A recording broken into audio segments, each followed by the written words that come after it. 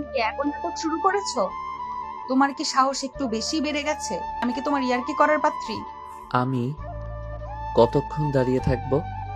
আর কতদিন তুমি আমাকে তোমার পিছু পিছু ঘোরাবে? আমি তোমাকে কতদিন ধরে বলছি যে আমি তোমাকে ভালোবাসি, কিন্তু তুমি কোনো উত্তর দিচ্ছ না কেন? আজ তোমাকে উত্তর দিতেই হবে, নয়তো আজ একটা কিছু হয়ে যাবে। অনন্যা তার দামি লাল গাড়ির সামনে দাঁড়িয়ে রাগে কাঁপছিল। সে অফিসের জন্য খুব সুন্দর করে সেজে বের হয়েছিল, কিন্তু নীরবের এই প্রতিদিনের ঝামেলা তার মেজাজটাই বিগড়ে দিয়েছে। সে তার হাতের ঘড়িটার দিকে একবার তাকিয়ে আবার নীরবের দিকে তাকালো। তুই কি পাগল হয়ে গেছিস? তোর মাথায় কি কোনো সমস্যা আছে? তুই জানিস তোর আর আমার বয়সের পার্থক্য কত? তুই আমাকে ভালোবাসার কথা বলছিস কোন সাহসে? আমার সাথে কি তোকে মানায়? আয়নায় নিজের চেহারা দেখেছিস কখনো? তুই এখনো বাচ্চা ছেলে, আর আমি একটা সাম্রাজ্য চালাই। এখানে মানানসই হওয়ার কি আছে অনন্যা? দেখো, ভালোবাসার কাছে বয়স কোনো বিষয় না। আমি তোমাকে ভালোবাসি, তোমার বয়স কত সেটা আমার দেখার দরকার নেই। তুমি কেন বারবার বয়সের কথা তুলে আমাকে দূরে সরিয়ে দিচ্ছ? আমি তো তোমার সম্পত্তি দেখে আসিনি, আমি তো তোমার এই রাগী চোখের মায়া দেখে এসেছি। কারণ এটাই বাস্তব। তুই মাত্র ভার্সিটি শেষ করলি আর আমি এই শহরের এত বড় একটা কোম্পানি চালাই। আমার সোসাইটি আর আমার বন্ধুদের সামনে তোকে নিয়ে গেলে লোকে আমাকে নিয়ে হাসাহাসি করবে। লোকে বলবে অনন্য একটা পিচ্চি ছেলের সাথে প্রেম করছে। ভাবতে পারছিস আমার কতটা ইজ্জত যাবে? আমার স্ট্যাটাস আর তোর স্ট্যাটাস কি এক? লোকের কথায় তোমার কি দরকার? জীবনটা কি তোমার নাকি লোকেদের? যারা হাসাহাসি করবে তারা কি তোমার বিপদে আসবে? আমি তোমাকে অনেক কেয়ার করব, অনেক সম্মান দেব। একটা প্রতিষ্ঠিত মেয়ে কি তার চেয়ে বয়সে ছোট ছেলেকে ভালোবাসতে পারে না? এটা কি অপরাধ? তুমি শুধু একবার আমার হাতটা ধরো, দেখো আমি তোমাকে কতটা সুখে রাখি। আরে ভাই, এসব কথা শুনতে ভালো লাগে কিন্তু বাস্তবে চলে না। তুই আমাকে কি খাওয়াবি? বাবার টাকায় চলিস আর স্বপ্ন দেখিস আমাকে বিয়ে করার? তোর হিম্মত দেখে আমি অবাক হই। আমার 1 মাসের ইনকাম দিয়ে তোর মতো কয়েকজনের সারা জীবনের খরচ চলে যাবে। এই পার্থক্যটা বুঝিস না? আমার জুতার যে দাম, তোর পুরো মাসের পকেট মানিও অতটা না। তুমি আবার টাকার গরম দেখাচ্ছ। আমি জানি আমি তোমার মতো বড়লোক না, কিন্তু আমি তো হাত গুটিয়ে বসে নেই। আমি টিউশনি করছি, কাজ খুঁজছি। আমি তোমাকে দামি গাড়ি দিতে পারবো না ঠিকই, কিন্তু তোমাকে অনেক শান্তিতে রাখতে পারবো। ভালোবাসতে টাকা লাগে না, মন লাগে। তুমি অনেক বদলে গেছো অনন্যা, আগে তো এমন ছিলে না। থাক, অনেক হয়েছে। তোর এই ফালতু কথাগুলো সিনেমায় ভালো লাগে। বাস্তবে রোদ উঠলে তোর মাথা ঘুরবে আর বৃষ্টিতে ভিজে অসুখ বাঁধাবি। আমার লাইফস্টাইল অনেক হাই। তুই সেটা মেনটেন করতে পারবি না। সোজা কথা, তোর আর আমার কোনো ভবিষ্যৎ নেই। তুই এখন বাড়ি যা আর পড়াশোনা কর। আমার সামনে আর আসবি না। ভবিষ্যৎ নেই মানে কি? ভবিষ্যৎ তো আমরা নিজেরা বানাবো। তুমি শুধু একবার আমার হাতটা ধরো, আমি সব ঠিক করে ফেলবো। আমি অনেক কষ্ট করব, শুধু তোমার যোগ্য হওয়ার জন্য। কিন্তু তুমি তো আমাকে পাত্তাই দিচ্ছ না, শুরুতেই না করে দিচ্ছ। আমি জানি তোমার মনের ভেতরেও কিছু একটা আছে। আরে গাধা, তুই আমার ছোট ভাইয়ের মতো। পাড়ার সবাই জানে তুই আমাকে আপু বলে ডাকতিস। এখন হঠাৎ করে আই লাভ ইউ বললেই আমি রাজি হয়ে যাব? আমার একটা মান সম্মান আছে না?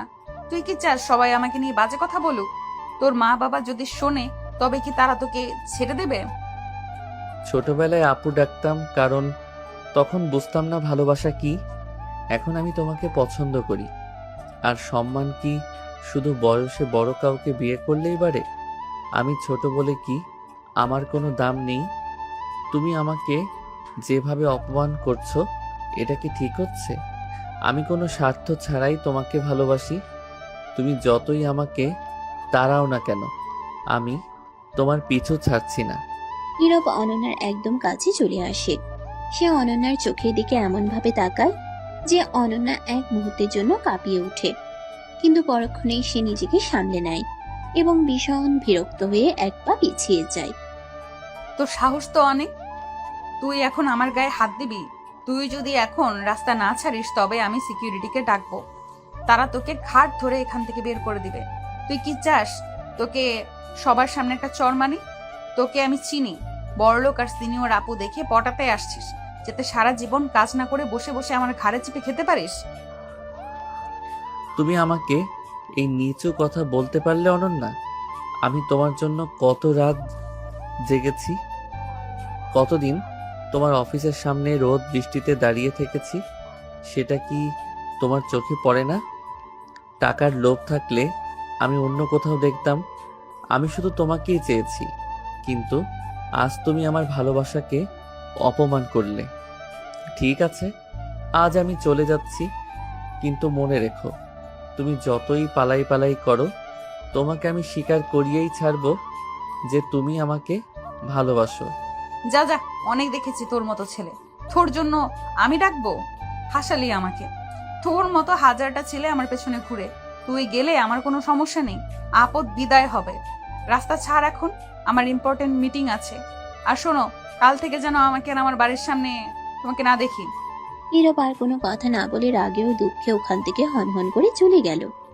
অনন্যা একটা লম্বা শ্বাস নিয়ে গাড়িতে গিয়ে বসলো।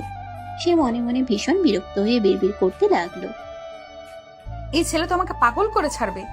কি জানি কোন কুলক্ষণে ওই ছেলের সাথে সেদিন আমার দেখা হয়েছিল। কেন যে সেদিন ওই অন্ধকার গলিতে আমি ওকে সাহায্য করতে গিয়েছিলাম। যদি সেদিন ওর ঘটনাটা না ঘটতো, তবে আজ নীরব আমার সামনে দাঁড়ানোর সাহসই পেত না। উফ, ওই রাতের কথাগুলো মনে পড়লে এখনো আমার গায়ের লোম খাড়া হয়ে যায়। নীরব কি জানে সেদিন আমি আসলে ওখানে কেন গিয়েছিলাম? ও কি সব জেনে বুঝেই আমার পিছু নিয়েছে, নাকি এর পেছনে বড় কোনো চাল আছে? অনন্যা গাড়ি চালিয়ে অফিসের দিকে চলে যায় ঠিকই, কিন্তু তার চোখে মুখে স্পষ্ট ভয়ের ছাপ ছিল। অন্যদিকে নীরব রাস্তার মোড়ে দাঁড়িয়ে একটা কুটিল হাসি দিল। সে পকেট থেকে একটা পুরনো ছেঁড়া ছবি বের করে দেখলো। ছবিটা অনন্যা আর একটা রহস্যময় লোক দাঁড়িয়ে আছে।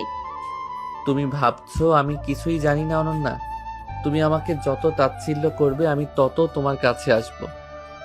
তোমাকে তো আমার কাছে আসতেই হবে, কারণ ওই রাতের সেই রহস্যের চাবিকাঠি তো আমার কাছেই আছে। তোমাকে আমি ভালোবাসবো, আবার ওই ভুলের শাস্তিও দেব। দেখা যাক শেষ পর্যন্ত কি হয়। ড্রাইভার, গাড়িটা কি আর একটু জোরে চালানো যায় না? জ্যামের কারণে রাস্তার মাঝখানে এইভাবে বসে থাকলে আমার দিনটাই বরবাদ হয়ে যাবে। এমনিতেই সকালে ওই ফালতু ছেলেটার জন্য মেজাজটা বিগড়ে আছে। অনন্যা তার লাল বিএমডাব্লিউর পেছনের সিটে বসে বিরক্ত হয়ে আইফোন টিপছিল। ঠিক তখনই জানালার কাচের উপর কেউ টোকা দিল। অনন্যা কাচ নামিয়ে দেখলো নীরব একগাল হাসি নিয়ে দাঁড়িয়ে আছে। তার এক হাতে একটা দামি কফি আর অন্য হাতে একটা চিরকুট। হাই বিউটিফুল, ট্রাফিক জ্যামে বোর হচ্ছ দেখে তোমার জন্য কোল্ড কফি নিয়ে এলাম। আর এই নাও একটা স্পেশাল চিরকুট। তোমার অফিসের বোরিং মিটিংয়ের মাঝে পড়ো, মন ভালো হয়ে যাবে। তোমার সাহস তো কম না। আমার গাড়ির কাছে আসার পারমিশন তোমাকে কে দিয়েছে? আর তোমার এই সস্তা কফি আমি খাবো? জানো আমি কোন ব্র্যান্ডের কফি খাই? এই কফিটা এখনই ডাস্টবিনে ফেলে দাও, আর আমার চোখের সামনে থেকে দূর হও। কফিটা সস্তা হতে পারে, কিন্তু এর পেছনের ভালোবাসাটা অনেক দামি অনন্যা। আর তুমি তো সবসময় দামি জিনিসই বোঝো, মানুষের মনটা বুঝতে পারো না। এই যে জানালার কাচ নামিয়ে আমার সাথে কথা বললে, এটাই তো আমার জন্য অনেক বড় পাওয়া। আজ তোমাকে এই কড়া রোদেও কি যে সুন্দর লাগছে। তোমার ন্যাকামি বন্ধ করো তো নীরব। তুমি কি ভাবো প্রতিদিন এভাবে রাস্তা আটকে দাঁড়ালেই আমি তোমার প্রেমে পড়ে যাব? আমি অনন্যা রহমান। আমার বাবা এই শহরের কত বড় লোক সেটা তুমি জানো না। তোমার মতো বেকার ছেলেদের আমি পাত্তা দেওয়ার সময় পাই না। রাস্তা ছাড়ো, গাড়ি ছাড়বে এখন। তোমার বাবার টাকা আছে বলে কি তোমার নিজের কোনো মন নেই? আমি তো তোমার বাবার টাকা দেখে প্রেম করতে আসিনি। আমি তো এসেছি তোমার এই অহংকারী মনের ভেতর একটু জায়গা করে নিতে। তুমি যতই রাগ দেখাও না কেন, আমি জানি এই রাগের আড়ালে মায়া আছে। কফিটা অন্তত রাখো প্লিজ। একদমই না। তোমার হাত থেকে কিছু নেওয়া মানেই আমার জাত চলে যাওয়া। ড্রাইভার, কাজটা তুলে দাও তো। আর এই ছেলেটা যদি আবার সামনে আসে তবে সরাসরি ধাক্কা দিয়ে চলে যাবে। আমি ওর এই আদিক্ষেতা আর সহ্য করতে পারছি না। কাজ তুললে তো আরো ভালো, বাইরের শব্দ আসবে না। তুমি চিরকুটটা রেখে দাও, ওখানে লেখা আছে তুমি কেন কাল রাতে আমার স্বপ্নে হানা দিলে। তুমি কি জানো অনন্যা, রাগলে তোমাকে আরো বেশি কিউট লাগে, মনে হয় একটা লাল টমেটো রেগে আগুন হয়ে আছে। স্টুপিড, তোমার এই ফালতু ফ্লার্ট শোনার জন্য আমি বসে নেই। তুমি কি ভেবেছো আমি তোমার মতো ছেলেদের সাথে রিক্সায় ঘুরে কুলফি খাবো? আমার স্ট্যান্ডার্ড দেখো আর তোমার অবস্থা দেখো। আমার সাথে কথা বলার যোগ্যতাও তোমার নেই। নিজেকে কি মনে করো তুমি? আমি নিজেকে তোমার হবু বর মনে করি। এখন যোগ্যতা নেই, ঠিক আছে, একদিন এই যোগ্যতা আমি ঠিকই অর্জন করব। তখন দেখব তুমি তোমার এই বিএমডাব্লিউ গাড়ি থেকে নেমে আমার হাত ধরো কিনা। আমি জাস্ট সময়ের অপেক্ষা করছি অনন্যা। স্বপ্ন দেখা ভালো, কিন্তু দিবা স্বপ্ন দেখা বোকামি। যাও এখান থেকে, নিজের চেহারা আয়নায় দেখে এসো। কাল যেন আমার গাড়ির আশেপাশে তোমাকে আর না দেখি।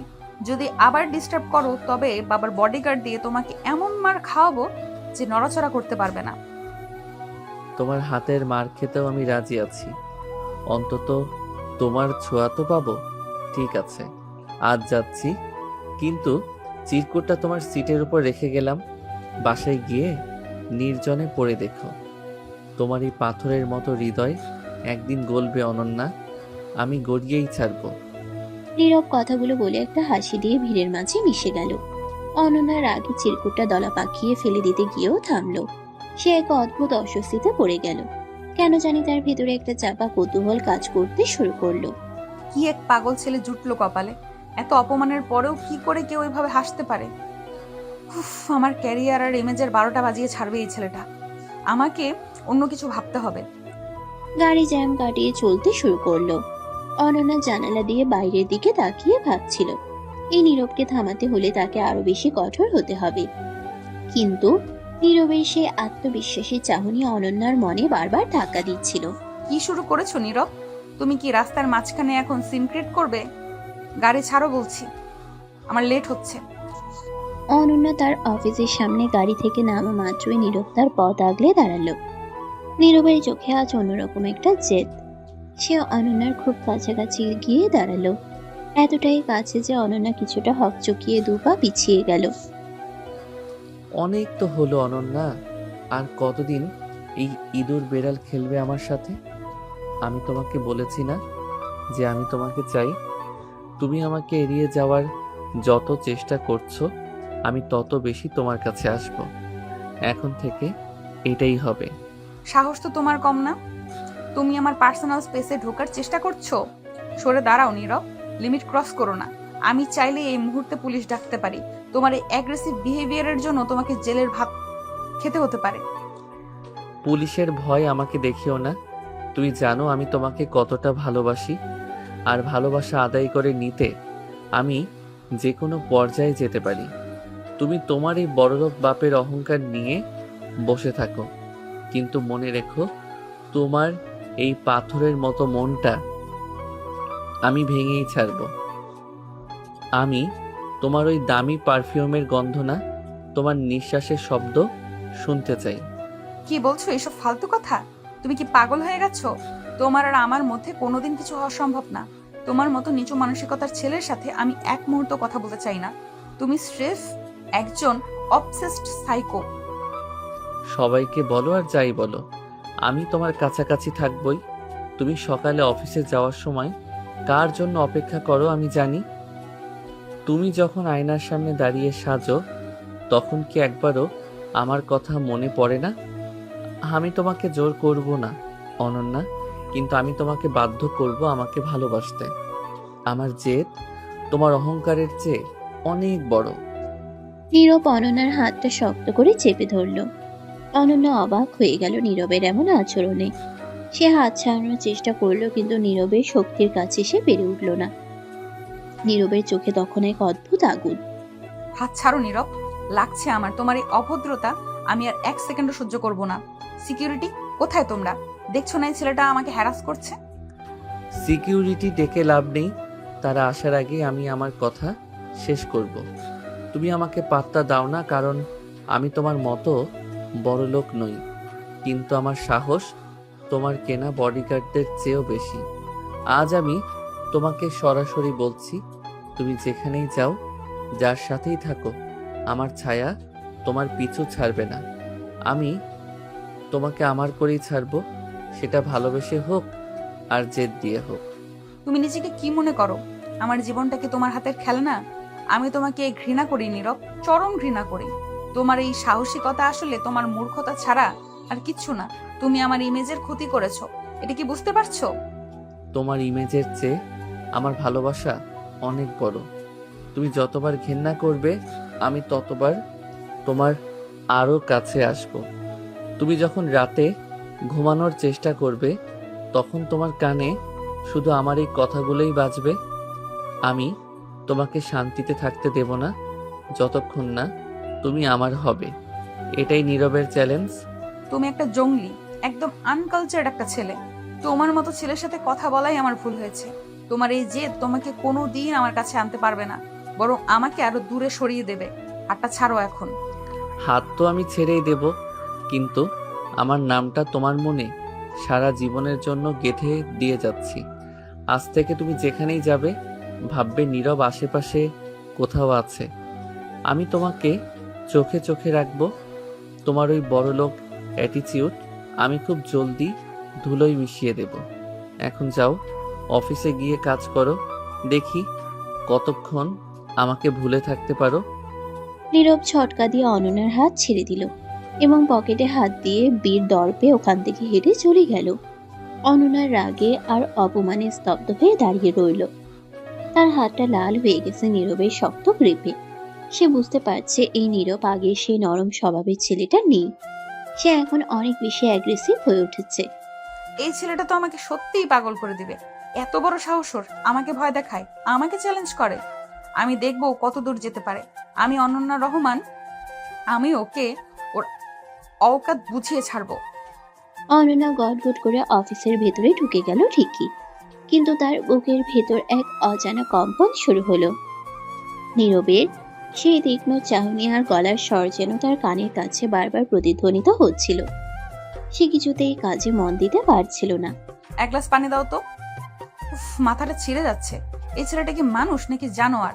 আমার কবজিটা একদম লাল করে দিয়েছে। ওর সাহস তো কম না। অনন্যা তার অফিসের এসি রুমে বসে হাঁপাচ্ছিল। ঠিক তখনই তার সেক্রেটারি একটা কাঠের বাক্স নিয়ে রুমে ঢুকলো। অনন্যা বিরক্তি নিয়ে বাক্সের ভেতরে জিনিসটা দেখতেই পাথর হয়ে গেল। ভেতরে এক জোড়া পুরনো জং ধরা নূপুর আর একটা চিরকুট রাখা। এই নূপুর, এটা ওর কাছে কেন? তার মানে কি 7 বছর আগে সেই রাতে ও পাহাড়ের নিচে লুকিয়েছিল? ও কি সব দেখে ফেলেছে? না, এটা হতে পারে না। ঘাবড়ে গেলে নাকি অনন্যা? মাত্র তো খেলা শুরু। আমি বলেছিলাম না, তোমার এই বড়লোক বাপের আভিজাত্যের ভেতরে যে কত ময়লা লুকিয়ে আছে, সেটা আমি একে একে টেনে বের করব। অনন্যা চমকে দরজার দিকে তাকালো। দেখলো নীরব দরজায় হেলান দিয়ে দাঁড়িয়ে আছে। সিকিউরিটির চোখ ফাঁকি দিয়ে সে ভেতরে ঢুকে পড়েছে। নীরব ধীর পায়ে এগিয়ে এসে অনন্যার একদম কাছে গিয়ে দাঁড়ালো। তার চোখে আজ এক অদ্ভুত জয়ী হওয়ার নেশা। তুমি আবার এখানে? তোমার সাহস তো দিন দিন সীমার বাইরে চলে যাচ্ছে।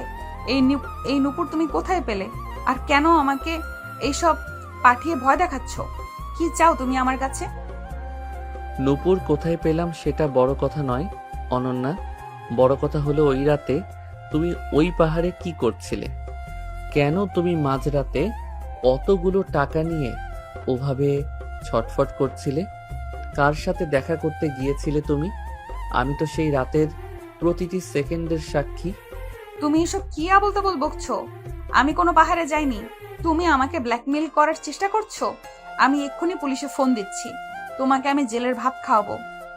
ফোনটা হাতে নেওয়ার আগে একবার ভাবো অনন্যা, পুলিশ এলে কিন্তু আমি শুধু এই নূপুর দেখাবো না, আমি সেই ভিডিওটা দেখাবো যেখানে তুমি একজন লোককে নিজের হাতে ধাক্কা দিয়ে খাদে ফেলে দিচ্ছিলে। কি মনে পড়ছে কিছু? নাকি আমি পুলিশকে সাথে নিয়ে গিয়ে জায়গাটা দেখিয়ে দেব? একদম চুপ। এসব ফালতু কথা আর বলবে না। তুমি এসব কি আজে বাজে কথা সাজাচ্ছ? আমি কাউকে ধাক্কা দেইনি। ওটা একটা অ্যাক্সিডেন্ট ছিল। আর তুমি কে? কেন আমার জীবনটা এভাবে তছনছ করছো? আমি তোমার সেই অতীত অনন্যা, যাকে তুমি দাফন করে আজ বড়লোক সেজে বসে আছো। আমি তোমার জীবন বিষিয়ে দিচ্ছি না, আমি শুধু আমার পাওনাটা বুঝে নিতে এসেছি। তুমি আমাকে অবজ্ঞা করো, আমাকে নিচু জাতের ভাবো। এখন দেখো, তোমার এই দামি জীবনটা আমার একটা ইশারায় শেষ হয়ে যেতে পারে। তুমি কি টাকা চাও? বলো, কত টাকা দিলে তুমি এই শহর ছেড়ে চলে যাবে আর কোনোদিন ফিরে আসবে না? আমি তোমাকে 10 কোটি টাকা দিব। এখনই চেক লিখে দিচ্ছি। শুধু ওই ভিডিও আর এই আপদ বিদায় করো আমার জীবন থেকে। টাকা দিয়ে নীরবকে কেনা যায় না অনন্যা। আমি তোমাকে আগেই বলেছি, আমি তোমাকে চাই। তোমার এই রূপ, তোমার এই অহংকার আর তোমার এই শরীর, সব কিছু আজ থেকে আমার শাসনের নিচে থাকবে। কাল রাতে আমি তোমার বাড়িতে আসব ডিনারে। তোমার বাবাকে বলবে তার হবু জামাই আসছে। তুমি পাগল হয়ে গেছো। আমার বাবা তোমাকে জ্যান্ত পুঁতে ফেলবে। তুমি আমাদের স্ট্যাটাস জানো না? তোমাকে দেখলে আমার বাবা বডিগার্ড দিয়ে পিটিয়ে আধমরা করবে। তুমি কাল আমাদের বাসায় আসার দুঃসাহস দেখিও না। দেখা যাক কে কাকে পুঁতে ফেলে। কাল রাত 8টা আমি আসব। আর শোনো, শাড়ি পরে থাকবে, ব্ল্যাক কালার। তোমাকে ওই রঙে খুব রহস্যময় লাগে। আমি আসছি, তৈরি থেকো। পালানোর চেষ্টা করলে কিন্তু ভিডিওটা মেইল করে দেব তোমার বাবাকে। নীরব অনন্যার একদম কাছে গিয়ে তার কানের কাছে ফিসফিস করে কথাগুলো বলে বেরিয়ে গেল। অনন্যা ধপ করে চেয়ারে বসে পড়ল। তার দুশ্চিন্তা এখন তুঙ্গে। 7 বছর আগে সেই ভয়ঙ্কর সত্যটা নীরব কিভাবে জানলো, আর কেনই বা সে এখন ফিরে এসেছে? ওকে ওকে আসলে নীরব নাকি অন্য কেউ? ওই ভিডিও যদি বাবার হাতে পড়ে তবে বাবা আমাকে ত্যায্য করবে। আমাকে কিছু একটা করতে হবে, নীরবকে আটকাতেই হবে। কিন্তু এই শয়তানটাকে সামলানোর রাস্তা কি? অনন্যা জানালার বাইরে তাকালো। তার মনে হলো সে এক বিশাল মাকড়সার জালে আটকে পড়েছে, যার কারিগর স্বয়ং নীরব। বাবা আজ রাতে আমার এক স্পেশাল ফ্রেন্ড ডিনারে আসবে। তুমি কিন্তু আগের মতো জেরা শুরু করবে না। ছেলেটা একটু জেদি, তবে আমার পরিচিত। অনন্যা তার ড্রেসিং টেবিলের সামনে দাঁড়িয়ে নিজেকে শেষবার দেখে নিল। সে মনে মনে ভীষণ ঘাবড়ে আছে, কারণ নীরব আজ এই বাড়িতে পা রাখলে কি তুলকলাম করবে সে জানে না। ঠিক রাত 8টায় ডোরবেল বেজে উঠল। না, তোমার বন্ধুর টাইমিং তো বেশ কড়া। যাও, দরজা খোলো, দেখি কার জন্য আমার মেয়ে আজ এত অস্থির হয়ে আছে। অনন্যা দরজা খুলতেই দেখল নীরব দাঁড়িয়ে আছে, পরনে দামি ব্লেজার, হাতে এক গুচ্ছ নীল গোলাপ। তাকে দেখতে একদম রাজপুত্রের মতো লাগছে, কিন্তু চোখে সে অ্যাগ্রেসিভ লুকটা এখনো আছে। শুভ সন্ধ্যা অনন্যা। ব্ল্যাক শাড়িতে তোমাকে একদম স্বর্গের পরীর মতো লাগছে। যদিও আমি জানি এই পরীর মনটা অনেক শক্ত, কিন্তু আজ আমি এই মনে জায়গা করে নিতে এসেছি। নীরব, একদম ফালতু কথা বলবে না। ভিতরে আমার বাবা বসে আছে। তোমার এই অ্যাগ্রেসিভ স্বভাব বা পুরনো ঝগড়ার কথা তুলে যদি কোনো ঝামেলা করো তবে আমি তোমাকে ছাড়বো না। ভেতরে এসো। নীরব অনন্যাকে পাশ কাটিয়ে ড্রয়িং রুমে ঢুকে খুব সাবলীল ভাবে রহমান সাহেবের সামনে সোফায় বসলো। রহমান সাহেব গম্ভীর মুখে নীরবকে দেখছিলেন। নীরব এক মুহূর্তের জন্য মাথা নিচু করল না। তুমি তাহলে নীরব? অনন্যা বলল, তোমরা নাকি অনেক পুরনো বন্ধু, কিন্তু আমি তোমাকে আগে কোনোদিন দেখিনি কেন? তোমার ফ্যামিলি ব্যাকগ্রাউন্ড কি? তারা আঙ্কেল পরিচয় আসলে সময় বলে দেয়। আমি আপনার মেয়ের খুব সাধারণ একজন ভক্ত হতে পারি, আবার খুব কাছের কেউ হতে পারি। সেটা নির্ভর করছে অনন্যা আমাকে কিভাবে পরিচয় করিয়ে দেয় তার উপরে। 7 বছর আগে আমরা যখন প্রথম দেখা করেছিলাম, তখন অনন্যা জানতো আমি ওর জন্য কি করতে পারি। নীরব, তুমি কি শুরু করেছো এসব? বাবা ও আসলে একটু রসিক মানুষ তো, তাই বাড়িয়ে বলছে। চলো আমরা ডাইনিং টেবিলে যাই। আজ তোমার প্রিয় সব রান্না হয়েছে নীরব। অনন্যা, নীরব, তুমি একটা ঋণের কথা বলছিলে সেদিন অফিসে। আমার মেয়ে তোমার কাছে কিসের ঋণ নিয়েছে? আমি রহমান সাহেব, আমার মেয়ে কারো কাছে ঋণই থাকবে, এটা আমি সহ্য করব না। কত টাকা লাগবে তোমার? আঙ্কেল, টাকা দিয়ে সব মেটানো যায় না। আপনার মেয়ে আমার থেকে একটা কথা নিয়েছিল যে ও আমাকে কোনোদিন দূরে সরিয়ে দেবে না। ও কথা দিয়েছিল যে ওর আভিজাত্য বা বাবার টাকা আমাদের মাঝে কোনোদিন দেওয়াল হবে না। কিন্তু অনন্যা এখন শুধু সেই দেয়ালটাই তুলে রেখেছে। আমি তো সেই দেওয়াল ভাঙতে এসেছি। তুমি কেন ভুল বুঝছো নীরব? আমি তোমাকে দূরে সরিয়ে দেইনি, কিন্তু আমাদের জীবনযাপন আলাদা। তুমি কেন বুঝতে চাইছো না যে আমাদের স্ট্যাটাস এক না? বাবা ও যা বলছে সব আবেগ দিয়ে বলছে, ওর কথায় কান দিও না। আবেগ না অনন্যা, এটা অধিকার। এই দেখো আঙ্কেল, এই আংটিটা অনন্যা 7 বছর আগে আমাকে পরিয়ে দিয়েছিল।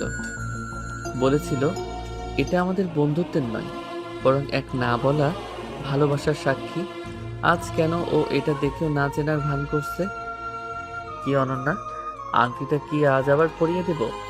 সবার সামনে স্বীকার করবে আমাদের সেই রাতের অধিকার? নীরব পকেট থেকে একটা পুরনো রূপার আংটি বের করে টেবিলের উপর রাখলো। অনন্যা আংটিটা দেখা মাত্রই চমকে উঠল। রহমান সাহেব তীক্ষ্ণ দৃষ্টিতে আংটিটার দিকে তাকালেন। অনন্যা, এসব কি শুনছি? তুমি এই ছেলেকে আংটি পরিয়েছিলে? আমার অগোচরে এত কিছু ঘটে গেছে। নীরব, তুমি কি আমার মেয়েকে ব্ল্যাকমেল করার চেষ্টা করছো? মনে রেখো, আমি চাইলে তোমাকে এই শহর থেকে গায়েব করে দিতে পারি। গায়েব করা এত সহজ নয় আঙ্কেল। আমি হারিয়ে যাওয়ার পাত্র নই। আমি অনন্যাকে ভালোবাসি এবং সেটা আমি আদায় করে নেব। কাল সকাল 9টায় অনন্যা আমার সাথে আমার বাইকে করে অফিসে যাবে। কোনো দামি গাড়ি বা বডিগার্ড থাকবে না। যদিও না আসে, তবে আপনার মেয়ের সেই গোপন ডায়েরির কথা আমি সবাইকে জানিয়ে দেব। নীরব, তুমি অনেক বাড়াবাড়ি করছো। বাবার সামনে আমাকে তুমি ছোট করছো। তুমি কি চাও আমি তোমার সাথে ওই ভাঙা বাইকে করে অফিসে গিয়ে আমার মান সম্মান ডুবাই? তুমি আমাকে বাধ্য করতে পারো না। বাধ্য আমি করছি না অনন্যা, তোমার মন তোমাকে বাধ্য করবে। তুমি বড়লোকের মেয়ে হতে পারো, কিন্তু তোমার মনের চাবিকাঠি তো আমার কাছে। কাল সকাল 9টা অনন্যা, আমি গেটের বাইরে থাকবো। শুভরাত্রি আঙ্কেল, ডিনারটা আজ তোলা থাকলো। নীরব টেবিল থেকে একটা নীল গোলাপ অনন্যার হাতে ধরিয়ে দিয়ে হাসি মুখে বেরিয়ে গেল। অনন্যা ডাইনিং টেবিলের পাশে ধপ করে বসে পড়ল। তার চোখে জল, কিন্তু মনে এক অদ্ভুত শিহরণ। সে বুঝতে পারছে নীরব তাকে ছাড়বে না। নীরব, তুমি এই সাত সকালে আমার শোবার ঘরে বারান্দায় কি করছো? তুমি ভেতরে ঢোকার সাহস পেলে কোত্থেকে? সিকিউরিটিরা কি সব মরে গেছে নাকি? অনন্যা মাত্র ঘুম থেকে উঠে বারান্দায় এসেছে আর দেখলো নীরব সেখানে আরাম করে একটা চেয়ারে বসে আছে। তার চোখে আজ এক অদ্ভুত ভয়ঙ্কর জেদ আর মুখে সেই বাঁকা হাসি। অনন্যা রাগে কাঁপছে, কিন্তু জোরে চিৎকার করতে পারছে না, কারণ পাশের রুমে তার বাবা ঘুমোচ্ছেন। চিৎকার করে কোনো লাভ নেই অনন্যা, আমার সিকিউরিটিরা এখন অঘরে ঘুমাচ্ছে। আমি এখানে এসেছি আমাদের সব হিসেব চুকিয়ে দিতে। অনেক তো ন্যাকামি করলে, এবার সরাসরি কাজের কথায় আসি। আজ আমি যা বলবো তুমি ঠিক তাই করবে। তুমি একটা জঘন্য লোক নীরব। আমার ঘরে ঢোকার সাহস কোত্থেকে পাও তুমি? আমি চাইলে এক্ষুনি পুলিশে ফোন দিয়ে তোমাকে জেল খাটাতে পারি। কি চাও তুমি আমার কাছে? টাকা? স্ট্যাটাস? কত টাকা দিলে তুমি বিদায় হবে? আমার টাকা লাগবে না অনন্যা, আমি শুধু তোমাকে চাই, আর সেই চাওয়াটা আজই পূর্ণ হবে। এই ক্যামেরাটা দেখছো? এখানে এমন কিছু ভিডিও আছে যা দেখলে তোমার বাবার সম্মান 1 সেকেন্ডে ধুলোয় মিশে যাবে। আমি চাইলেই ওটা ভাইরাল করে দিতে পারি। তুমি আবার ব্ল্যাকমেল করছো? কি আছে ওই ভিডিওতে? 7 বছর আগের সেই রাতের কথা তো আমি আগেই বলেছি, ওটা একটা ভুল ছিল। তুমি কি ওটা নিয়ে সারা জীবন আমাকে নাচাবে? শুধু 7 বছর আগের কথা নয় অনন্যা, এই ভিডিওতে তোমার বর্তমানের অনেক গোপন সত্যি আছে। লোকে জানবে রহমান সাহেবের দাপুটে মেয়ে অনন্যা আসলে তলে তলে কি করে। এখন আমার কথা মন দিয়ে শোনো। আজ ঠিক 10টার মধ্যে তুমি আর আমি কাজী অফিসে যাব। আমরা বিয়ে করব। কোনো অনুষ্ঠান হবে না, শুধু তুমি আর আমি। তুমি এটা করতে পারো না নীরব। আমি তোমাকে ভালোবাসি কিনা জানি না, কিন্তু আমি তোমাকে বিয়ে করতে পারবো না। আমার একটা সম্মান আছে, আমার বাবার একটা স্বপ্ন আছে। তুমি কেন আমার জীবনটা এভাবে ধ্বংস করছো? আমি তোমার পায়ে ধরছি, প্লিজ চলে যাও। ধ্বংস করছি না অনন্যা, উদ্ধার করছি। তুমি এই টাকার পাহাড়ে বসে থেকে আসলে একটা রোবট হয়ে গেছো। আমি তোমাকে আবার মানুষ বানাবো। তুমি যদি আজ আমাকে বিয়ে না করো, তবে 11টা বাজার আগেই ভিডিওটা তোমার বাবার কাছে পৌঁছে যাবে। এখন বলো, বাবার সম্মান বাঁচাবে নাকি আমার সাথে যাবে? তুমি একটা জানোয়ার নীরব। তুমি ভালোবাসার নামে আমাকে জিম্মি করছো। আমি তোমাকে ঘৃণা করি, কিন্তু বাবার জন্য আমাকে এটা করতে হবে। আমি যাব তোমার সাথে, কিন্তু মনে রেখো আমি তোমাকে কোনোদিনও ক্ষমা করব না। ক্ষমা আমি চাইও না অনন্যা, আমি শুধু অধিকার চাই। চলো, রেডি হয়ে নাও, 10 মিনিটের মধ্যে নিচে আসবে। আমি তোমার ওই দামি BMW গাড়িতে নয়, আমার বাইকেই তোমাকে নিয়ে যাব। এটাই হবে তোমার প্রথম শিক্ষা। অনন্যা কাঁপা কাঁপা হাতে আলমারি থেকে একটা সাধারণ শাড়ি বের করলো। সে বুঝতে পারছে নীরবের পরিকল্পনা অনেক গভীর। সে চোখের জল মুছে তৈরি হয়ে নিচে নামলো। গেটের সামনে গিয়ে নীরব বাইক নিয়ে গম্ভীর মুখে অপেক্ষা করছে। অনন্যা কোনো কথা না বলে নীরবের পেছনে গিয়ে বসলো। শক্ত করে ধরো অনন্যা, আজ থেকে তোমার এই দামি লাইফস্টাইল শেষ। এখন থেকে তুমি শুধু আমার।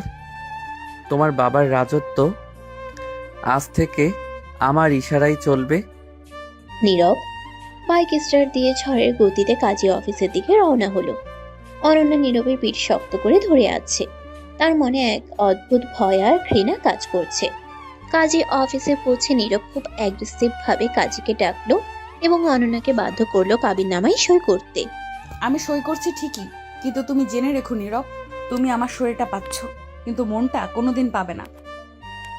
আমি সারা জীবন তোমাকে ঘৃণা করে যাব। তুমি আমার সাথে যে প্রতারণা করলে তার বিচার হবেই। দেখা যাবে অনন্যা, সাইন করা হয়ে গেলে চলো। এখন আমরা সোজা তোমার বাবার কাছে যাব। ওনাকে আমাদের বিয়ের খবরটা দিতে হবে তো, তাই না?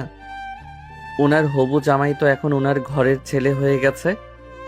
বিয়ে সম্পন্ন হওয়ার পর নীরব অনন্যার হাত শক্ত করে ধরে আবার বাইকে তুলল। তারা যখন অনন্যার বাড়িতে ফিরে এলো, তখন রহমান সাহেব ড্রয়িং রুমে বসে টেনশনে পায়চারি করছিলেন। মেয়েকে এক সাধারণ ছেলের সাথে এইভাবে বাড়িতে ঢুকতে দেখে উনি রাগে ফেটে পড়লেন। অনন্যা, তুমি এই ছেলের সাথে কোথায় গিয়েছিলে? আর তোমার পরনে এমন সাধারণ কাপড় কেন?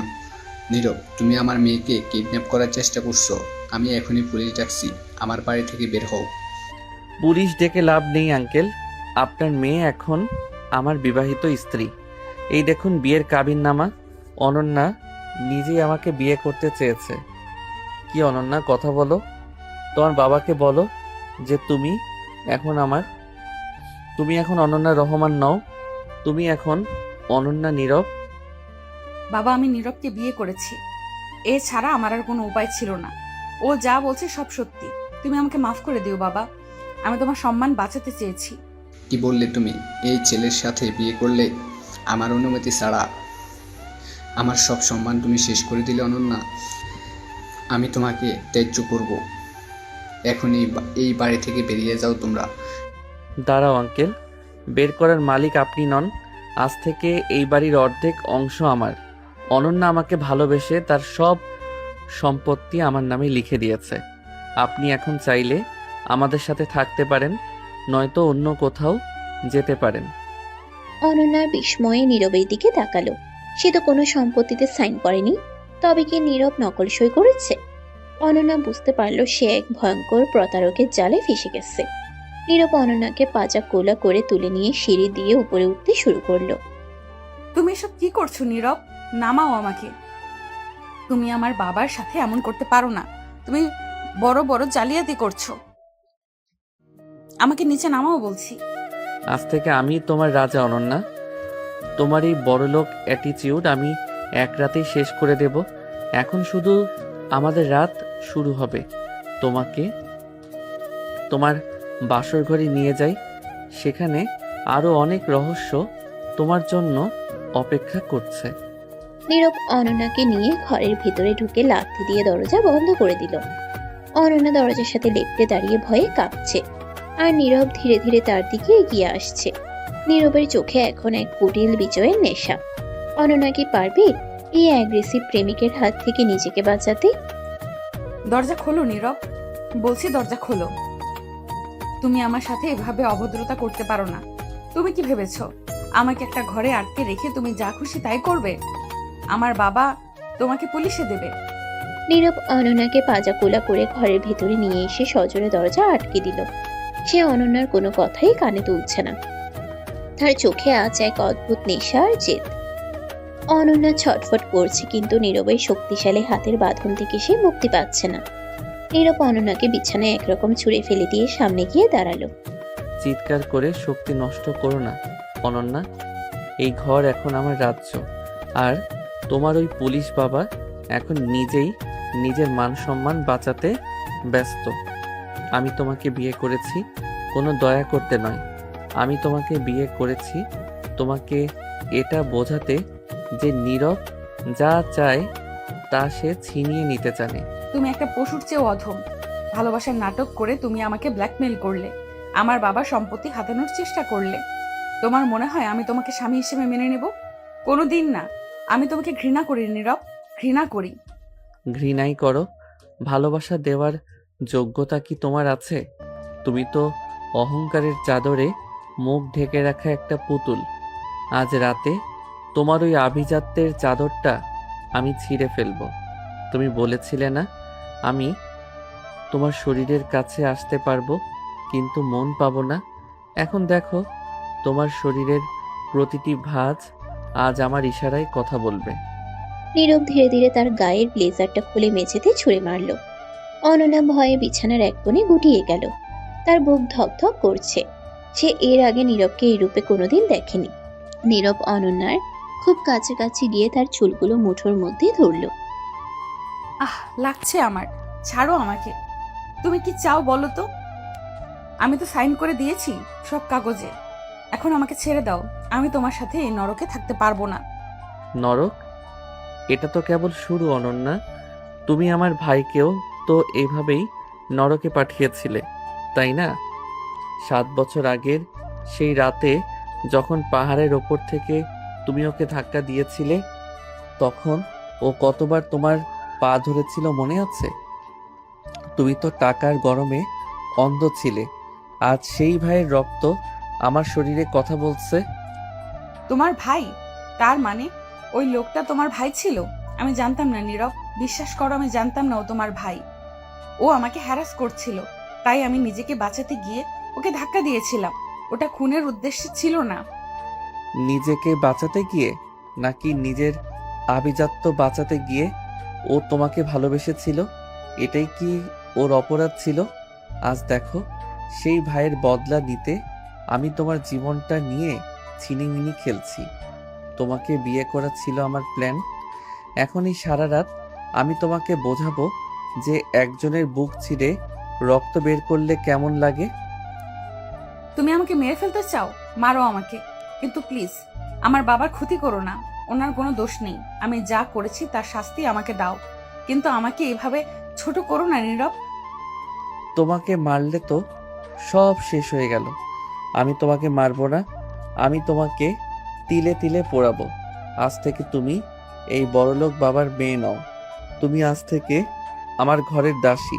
তোমার প্রতিটি নিঃশ্বাস এখন থেকে আমার অনুমতিতে চলবে। তোমার এই সুন্দর মুখটা দেখে আজ আমি প্রতিশোধের স্বাদ নেব। নীরব অনন্যার একদম মুখোমুখি হয়ে তার গলার উপর হাত রাখলো। অনন্যা ভয়ে চোখ বন্ধ করে ফেলল। নীরবের তপ্ত নিঃশ্বাস অনন্যার গালে আছড়ে পড়ছে। অনন্যা বুঝতে পারছে না নীরব কি সত্যি প্রতিশোধ নেবে নাকি আবেগের বশে ভুল কিছু করবে। নীরব হঠাৎ অনন্যার শাড়ির আঁচলটা টেনে ধরল। নীরব না, প্লিজ এমন কিছু করো না। আমি তোমার পায়ে ধরছি। তুমি তো আমাকে ভালোবাসতে, তবে কেন এমন করছো? ভালোবাসা কি কোনোদিন প্রতিশোধ হতে পারে? ভালোবাসা অনেক আগেই মরে গেছে অনন্যা। এখন শুধু জেদ বাকি আছে। তুমি চেয়েছিলে না আমি তোমার যোগ্য হই? এই দেখো আজ আমি তোমার চেয়েও বেশি শক্তিশালী। তোমার বাবার সব ক্ষমতা আজ আমার পায়ে। এখন বলো কে বড়, তোমার ওই অহংকার নাকি আমার এই জেদ? তুমিই বড় নীরব। আমি হার মেনেছি, আমি সব স্বীকার করছি। তুমি যা বলবে আমি তাই করব। শুধু আমাকে এভাবে অপমান করো না। আমি তোমার স্ত্রী। এই সম্পর্কটার অন্তত একটু সম্মান দাও। স্ত্রী? কাবিন নামায় সই করলেই স্ত্রী হওয়া যায় না। তোমাকে আমার মনের রানী হতে হলে অনেক কাঠখড় পোড়াতে হবে। আজ সারা রাত আমি তোমাকে আমার শাসনের নিচে রাখবো। কোনো কথা হবে না, শুধু নীরবতা থাকবে, আর থাকবে তোমার কান্নার শব্দ, যা শুনে আমার বুক শান্ত হবে। নীরব হঠাৎ অনন্যাকে পাজা কোলা করে আবার তুলে নিল। সে অনন্যাকে নিয়ে বারান্দার দিকে এগিয়ে গেল। বাইরের বৃষ্টি বাড়ছে। নীরব অনন্যাকে বৃষ্টির মধ্যে দাঁড় করিয়ে দিল। অনন্যা ভিজছে আর শীতে কাঁপছে। কাঁপছো কেন? 7 বছর আগে আমার ভাইটাও এভাবেই বৃষ্টির রাতে পাহাড়ের নিচে পড়ে কাঁপছিল। আজ তুমি অনুভব করো সেই কষ্ট। কাল সকাল পর্যন্ত তুমি এভাবেই দাঁড়িয়ে থাকবে। যদি এক কদম নড়ো তবে তোমার বাবার ওই ভিডিওটা আমি ইন্টারনেটে লাইভ করে দেব। তুমি সত্যি একটা পাগল। তুমি আমাকে এভাবে শাস্তি দিচ্ছ। আমি মরে যাব নীরব। আমার শরীর এটা সহ্য করতে পারবে না। প্লিজ আমাকে ভেতরে নিয়ে চলো। মরবে না তুমি। পাপীদের মৃত্যু এত সহজে হয় না। দাঁড়িয়ে থাকো এখানে, আমি ভেতরে বসে তোমার কষ্ট দেখব। এটাই হবে আমার বাসর রাতের উপহার। নীরব বারান্দার দরজাটা বাইরে থেকে আটকে দিল। অনন্যা বৃষ্টির মধ্যে একা দাঁড়িয়ে অঝরে কাঁদছে। তার শরীরের দামি শাড়িটা ভিজে লেপটে গেছে। সে বুঝতে পারছে নীরব তাকে ধ্বংস করতে এসেছে। নীরব আর পারছি না। আমার খুব কষ্ট হচ্ছে। পা দুটো অবশ হয়ে আসছে। দোহাই তোমার, দরজাটা খোলো। বাইরে মুষলধারে বৃষ্টি পড়ছে। অনন্যা বারান্দার এক কোণে গুটিসুটি মেরে বসে আছে। ঠান্ডায় তার ঠোঁট নীল হয়ে গেছে। শরীর কাঁপছে থরথর করে। জানালার কাছের ওপাশ থেকে নীরব তাকিয়ে দেখছিল অনন্যার এই দশা। তার চোখে মুখে যে কঠোরতা ছিল তা ধীরে ধীরে ম্লান হয়ে আসছে। কেন আমার এত কষ্ট হচ্ছে? আমি তো চেয়েছিলাম ওকে এভাবেই কষ্ট দিতে। ও কাঁদলে তো আমার হাসার কথা, কিন্তু ওর এই অসহায় মুখটা দেখে আমার বুকটা ফেটে যাচ্ছে কেন? না, আমি দুর্বল হতে পারি না। নীরব রাগে নিজের হাত দিয়ে দেয়ালে একটা খুশি মারল, কিন্তু অনন্যার গোঙানির শব্দ শুনে সে আর স্থির থাকতে পারল না। দ্রুত বারান্দার দরজা খুলে সে বাইরে বেরিয়ে গেল। অনন্যা তখন প্রায় জ্ঞান হারানোর মতো অবস্থায় মেঝেতে পড়েছিল। তুমি এসেছো? আমাকে কি মেরে ফেলবে? মেরে ফেলো। এই নরক যন্ত্রণা আর সহ্য হচ্ছে না। চুপ করো, একদম একটা কথা বলবে না। তোমাকে মরতে দেওয়ার জন্য আমি বিয়ে করিনি। নীরব এক ঝটকায় অনন্যাকে পাজা কোলা করে তুলে নিল। অনন্যার ভেজা শরীর নীরবের বুকের সাথে লেপ্টে আছে। অনন্যা অবাক হয়ে দেখল যে নীরব একটু আগে তাকে বৃষ্টির মধ্যে ফেলে রেখেছিল, সেই নীরবের চোখ এখন জলে ভেজা। নীরব অনন্যাকে বিছানায় শুয়ে দিয়ে দ্রুত আলমারি থেকে একটা শুকনো তোয়ালে বের করলো। তুমি কি পাগল নীরব? এই তুমি আমাকে বৃষ্টির মধ্যে দাঁড় করালে, আবার এখন তুমি আমাকে কোলে তুলে নিলে। তুমি আসলে কি চাও? তোমার ভেতরে কি কোনো মানুষ আছে? আমি বলেছি না চুপ থাকতে। এখন যদি একটা কথা বলো তবে আবার বাইরে ফেলে দিয়ে আসবো। নীরব খুব যত্ন করে অনন্যার ভেজা চুলগুলো মুছিয়ে দিতে লাগলো। তার হাত দুটো কাঁপছিল। সে ড্রয়ার থেকে একটা শুকনো কাপড় বের করে অনন্যার দিকে এগিয়ে দিল। অনন্যা অবাক হয়ে নীরবের দিকে তাকিয়ে আছে। নীরবের চোখে এখন আর সেই হিংস্রতা নেই, বরং সেখানে এক গভীর মায়া আর অপরাধবোধ খেলা করছে। তোমার চোখে জল কেন নীরব? তুমি তো প্রতিশোধ নিতে চেয়েছিলে। আমি কষ্ট পাচ্ছি দেখে তো তোমার খুশি হওয়ার কথা। কেন তুমি আমাকে যত্ন করছো? কেন আমাকে আবার বিছানায় নিয়ে এলে? কারণ আমি একটা জানোয়ার হতে চেয়েও হতে পারছি না। তোমাকে ঘৃণা করা আমার অধিকার, কিন্তু তোমার কষ্ট সহ্য করা আমার সাধ্যের বাইরে।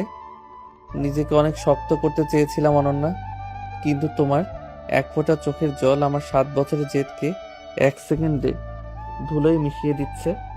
নীরব অনন্যার পায়ের কাছে বসে নিজের গরম হাত দিয়ে অনন্যার বরফ হয়ে যাওয়া পা দুটো ঘষতে শুরু করলো, যাতে শরীরে রক্ত চলাচল স্বাভাবিক হয়। অনন্যা পুরো থমকে গেল। সে ভাবতেও পারেনি এই অ্যাগ্রেসিভ ছেলেটা এতটাও নরম হতে পারে। নীরব, তুমি কি সত্যি আমার ভাইকে ঘৃণা করো, নাকি তুমি আমাকে ভালোবেসেও ঘৃণা করার নাটক করছো? তোমার এই যত্ন দেখে আমার সব গুলিয়ে যাচ্ছে। একবার মনে হয় তুমি আমার শত্রু, আবার মনে হয় তুমিই আমার সব। ওসব কথা এখন থাক। আমি কিচেন থেকে গরম দুধ নিয়ে আসছি, ওটা খেয়ে তুমি ঘুমিয়ে পড়বে। আর মনে রেখো অনন্যা, আমি তোমাকে ছাড়বো না, কিন্তু তোমাকে মরতেও দেব না। এই সাজাটা তোমার একার নয়, এটা আমারও। নীরব ঘর থেকে বেরিয়ে গেল।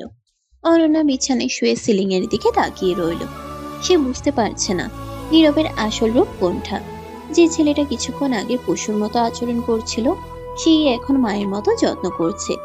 অনন্যার মনে হচ্ছে নীরব নিজেই নিজের সাথে যুদ্ধ করছে। তুমি সত্যি একটা পাগল নীরব। এই আগুনে তুমি আমাকে পোড়াতে চাও। সেই আগুনে তুমি নিজেও পড়ছো।